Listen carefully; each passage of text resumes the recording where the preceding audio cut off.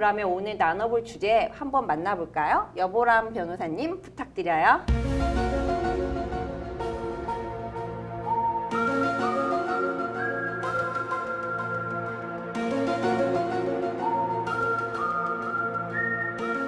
네, 방금 본 범죄자들 사진에서 공통점 혹시 발견하셨나요?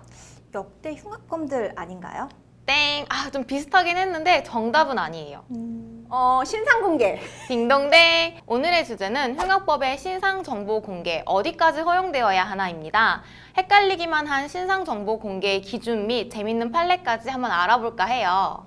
네, 신상 공개 많이들 들어보셨고 또 알고들 계실 것 같은데요. 그래도 제가 한번 다시 짚어드리면 신상정보 공개 제도란 특정 강력범들이 저지른 것으로 보이는 충분한 증거가 있는 피의자의 얼굴, 나이, 이름의 신상 등을 공개하는 것을 말합니다.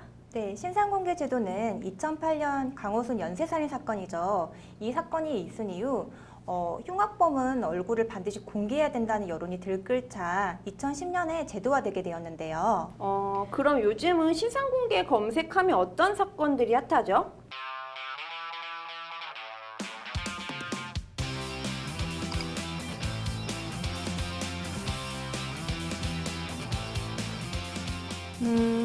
역시 고유정 사건이 가장 핫하네요. 고유정 사건 너무 잔인하지 않았어요? 네, 맞아요. 경찰 보도에 따르면 고유정이 전 남편을 살인한 이후 그 시신을 여러 곳에 유기했다고 하던데요. 최근에는 의붓 아들 살인설까지 날돌고 있어서 굉장히 충격적이지 않을 수가 없었어요. 그런데 사실 고유정 얼굴을 보시면 전혀 그러한 끔찍한 일을 저질렀을 거라고 상상조차 할 수 없잖아요. 에이, 우리 범죄자 얼굴 하루 이틀 봐요. 엄청 순진하게 생긴 사람도 범죄 저지르기도 하고 막 주위에 평판 좋아서 그 사람 그럴 사람 아니에요 이래도 범죄 저지른 사람 많잖아요. 역시 외모로는 판단이 안 되는 것 같아요. 맞아요. 그건 진짜 인정. 저희 사건 진행하다 보면 세상 사람 좋게 생겨가지고 와, 이 사람이 이런 끔찍한 범죄를 저질렀어 하고 저희도 사건 진행하다 보면은 혼란스러울 때가 많잖아요. 근데 이 고유정 사건이 논란이 되는 거는 저는 아무래도 이 머리카락 때문이 아닌가 싶긴 해요. 네, 맞아요. 사실 신상공개가 됐음에도 고유정의 얼굴을 머리카락으로 다 덮어가지고 이건 신상공개가 됐다고도 할 수도 없고 안 됐다고도 할 수도 없고 해가지고 말들이 많은데요. 완전 머리카락이 열일 다 한 거죠. 맞아요. 경찰이 머리를 묶었어야 되는 거 아니냐는 이야기부터 경찰이 고유정이 여성이다 보니까 좀 관대한 스탠스를 취한 거 아니냐는 성차별적 논란까지 일기도 했죠. 근데 그 사실 법적으로 머리카락으로 자기 얼굴을 가리는 피의자를 경찰이 강제할 수 있는 방법이 또 없잖아요. 그러게요. 청담동 주식부자 그 이희진 부모를 살해한 김다운 같은 경우에도 옷깃을 사용해서 얼굴을 가렸었어요. 근데 이와 같은 경우에는 경찰이 물리적 강제력을 할 수 있는 방법이 없다고 하더라고요. 네, 그러게요. 얼굴을 가리려는 피의자를 제지를 하려면 아무래도 경찰 입장에서도 물리적 강제력을 행사할 수밖에 없는데 이런 것들이 오히려 인권 침해 소지가 있다 보니 경찰 입장에서도 굉장히 답답할 수가 있을 것 같아요. 그런데 그 신상 공개 제도가요, 형법의 대원칙인 무죄 추정의 원칙에는 반하는 거 아닌가? 라는 생각이 들긴 해요. 저 근데 고유정 사건 얘기하다 보면은 많은 변호사님들이 여변호사님과 같은 시각을 많이들 갖고 계시더라고요. 그러니까 아직 유죄 판결이 확정되지도 않았는데 이렇게 피의자의 얼굴을 공개하고 하는 게 과연 합리성이 있냐 이런 의견들이 좀 있거든요. 네, 저도 비슷한 생각인데요. 사실 아직까지 고유정 사건의 경우에는 고유정의 자백이나 아니면 정황 증거만 있을 뿐이지 어떠한 방법으로 살해를 했는지 그에 대한 물적 증거가 전혀 없는 상황이거든요. 그것 때문에 어떻게 살해를 했는지에 대해서 그냥 구매 내용만 보고 추측하고 있을 뿐이죠. 그런데 무죄 추정의 원칙에도 불구하고 미국, 프랑스 등은 이 신상공개 정보 제도를 더 강력하게 좀 시행하고 있어요. 미국 같은 경우에는 이렇게 해가지고서 머그샷 또 왜 찍잖아요. 그래서 앞, 옆 이렇게 피의자 얼굴이 좀 더 분명하게 나온 사진을 공개도 하고 미성년자의 경우에도 예외 없이 얼굴을 다 공개를 하고 있어요. 아무래도 그 피의자 인권보다는 국민의 알 권리 그리고 공공의 이익이 더 중요하다고 보는 거겠죠. 결국에는 범죄자의 인권 혹은 국민의 알 권리 큰 가치가 충돌하는 문제인 것 같긴 하네요.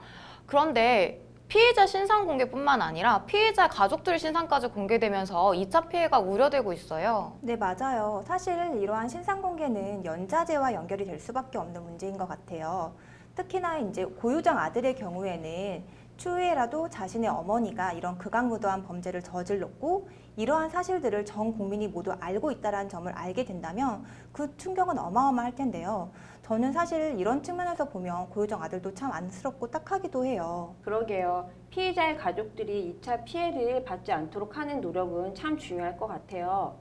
그나저나 이제 고유정이 머리카락을 이렇게 함으로써 자기 얼굴을 가리려고 필사적인 노력을 했잖아요. 그럼에도 불구하고 언론에 얼굴이 공개가 되긴 했어요. 또 최근에는 화장을 하고 이렇게 예쁘게 화장을 하고 웃고 있는 사진이 또 언론에 보도도 됐더라고요. 그러게요. 고유정이 머리카락으로 얼굴을 가렸지만 이미 다 공개가 됐잖아요. 그럼에도 불구하고 계속 사진을 찍거나 이런 경우에도 계속 머리카락을 가린다고 해요. 그런 거 보면은 고유정이 자기가 어떤 범죄를 저질렀는지 아는 거 아닐까요? 글쎄요, 저는 그 의견은 약간 동의하지 못하겠는데요. 범죄 심리학자들의 의견에 따르면 그런 피의자들이 자신의 신분을 노출하는 것을 막는 거는 기본적인 본능에 가깝다고 하더라고요.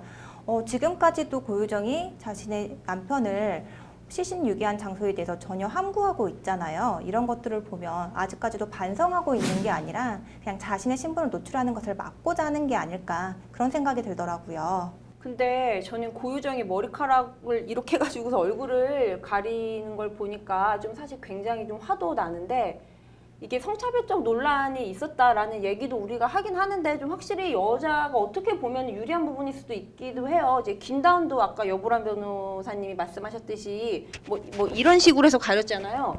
근데 만약 여름이었으면은 이렇게 옷을 올릴 수도 없는 거고 남자분들은 통상 머리가 짧기 때문에 고개를 숙여도 이제 얼굴이 보일 수가 있는데 여자분들은 보통 이제 저 정도 머리 길이만 돼도 이렇게 숙이면 얼굴이 가려지니까 이런 부분들은 좀 문제가 있는 거는 맞는 것 같아요.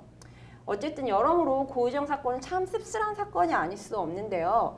근데 통상 이렇게 1년에 신상 정보가 공개되는 사람들이 몇 케이스 정도 있어요? 네, 통상 신상 공개가 정보되는 케이스는 1년에 한 3명 정도가 된다고 하던데요. 그럼 신상 공개가 논란이 됐던 사건 어떤 게 있는지 한번 볼까요? 조두순 신상 공개도 이슈가 됐었네요. 네, 고유정 같은 경우에는 신상 공개가 되었어야 되는데 제대로 안 되어가지고 문제가 됐다면 조두순 같은 경우에는 신상 공개가 되면 안 되는 사람인데 됐기 때문에 문제가 됐네요. 맞아요. 신상 정보를 공개하는 제도가 2010년에 생겼으니 2008년에 범죄를 저지른 조두순은 해당이 안 되는 거예요. 근데 MBC 모 프로그램에서 조두순의 얼굴을 공개해버리는 바람에 논란이 됐었어요. 근데 신상 공개 제도가 소급 적용이 안 되기 때문에 조두순은 앞으로 공개될 가능성이 없어서 좀 안타깝긴 하네요. 여 변호사님 말처럼 이제 제도가 생기기 이전에 흉악범들의 얼굴을 공개할 수 없다는 문제점도 있는데, 근데 지금 현행법상으로도 이 신상 정보를 공개하는 좀 기준이 모호한 거 아니냐라는 논란들이 참 많아요. 실제 몇몇 사건에서 신상 공개 기준이 좀 모호하긴 했어요. 예컨대 2016년 수락산 살인 사건의 피의자인 김학봉은 신상은 공개가 됐었는데요. 근데 그에 반해서 강남역 살인 사건 피의자는 신상이 공개가 안 됐어요. 두 사건 모두 정신질환 상태에서 일으킨 범죄란 점에서는 동일한데요. 그런데 신상 공개 제도가 적용되냐 안 되냐는 달랐었잖아요. 그러고 보면 국민들이 충분히 헷갈릴 만도 해요. 근데 저 갑자기 생각이 난 건데, 저는 그 강남역 살인 사건 피해자 있잖아요. 이렇게 얼굴이 언론에 나오진 않았지만 저는 그때 수사기관 경찰서에 수사 입회 갔다가 그 분을 직접 봤어요. 아, 진짜요? 네, 경찰서에서 나오는데 기자들이 엄청 많이 모여 있어가지고 저희 또 호기심에 오늘은 뭐지 이랬는데, 근데 친구들한테, 동기들한테 좀 뒷얘기를 들어보니까 이제 그 피의자 같은 경우에는 좀 잘 이제 안 씻으셔가지고 냄새가 좀 나고 그러셨다 그러더라고요. 그래서 이제 식당 같은 데서 이제 서빙 알바를 좀 하셨는데, 그 알바를 하다 보면은 이제 여성분들이 아무래도 좀 후각이 예민하고 하시다 보니까 이제 그 사장님한테 저 알바생 좀 냄새 난다고 막 이런 컴플레인도 많이 걸고, 이제 길 지나다가 이렇게 여자분들이 막 이렇게 좀 하고 그랬나 보더라고요. 그래서 그때 이제 여성에 대한 혐오증이 좀 굉장히 있으셨던 분은 맞고 그런 일을 계기로 그래서 그 사건이 있던 날도 그 남성들 앞서서 몇 차례 화장실에 들어왔을 땐 가만히 계시다가 이제 여성이 들어오는 거를 이제 보자마자 바로 이렇게 범행을 저질렀다고는 하더라고요. 그래서 네.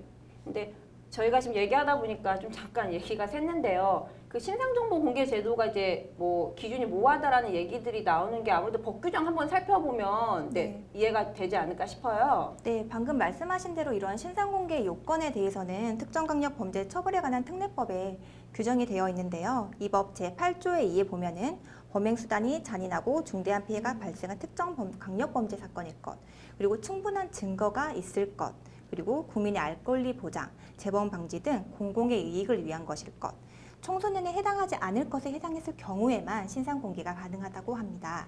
범행 수단 잔인, 중대한 피해, 확실히 주관적 판단이 개입될 수 있는 요소들이 많네요. 네. 저는 앞서도 말씀드렸지만 국민의 알 권리 이것도 좀 애매한 표현인 것 같아요. 국민의 알 권리가 어느 정도 범위까지 보장돼야 하는지도 궁금하긴 해요. 국민이 알 권리가 나와서 하는 말인데 저는 국민의 알 권리 보장 측면을 위해서라도 앞서 말씀드렸던 조두수는 반드시 신상 공개가 되어야 된다고 생각을 해요. 아, 조두순 이렇게 생겼구나.